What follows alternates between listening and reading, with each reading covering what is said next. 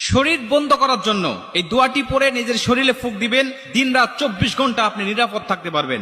মানুষ শয়তান, জিন শয়তান, খবিশ শয়তান, নাফ শয়তান, ইবলিশ শয়তান, সমস্ত শয়তানের হাত থেকে আপনি সম্পূর্ণ নিরাপদ এবং হেফাজতে থাকতে পারবেন ইনশাআল্লাহ।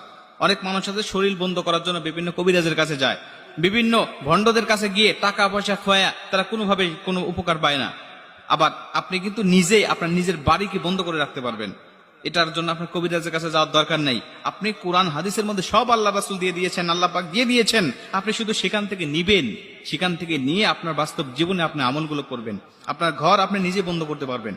আল্লাহ রাসূল সাল্লাল্লাহু আলাইহি সাল্লাম বলেন, যেই ঘরে সূরাতুল বাকারার তেলাওয়াত করা হয় ওই ঘরে কখনো কোনো দুষ্ট জিন, দুষ্ট আত্মা, দুষ্ট কেউ আপনাকে ক্ষতি করতে পারবে না, আপনাকে নষ্ট করতে পারবে না। আপনার পরিবার পরিজনের সদস্য, আপনার সন্তান, কারো ক্ষতি কেউ করতে পারবে না, যদি আপনি নিজেই এই সূরাতুল বাকারার তেলাওয়াতটা আপনার ঘরে করতে পারেন নিয়মিত।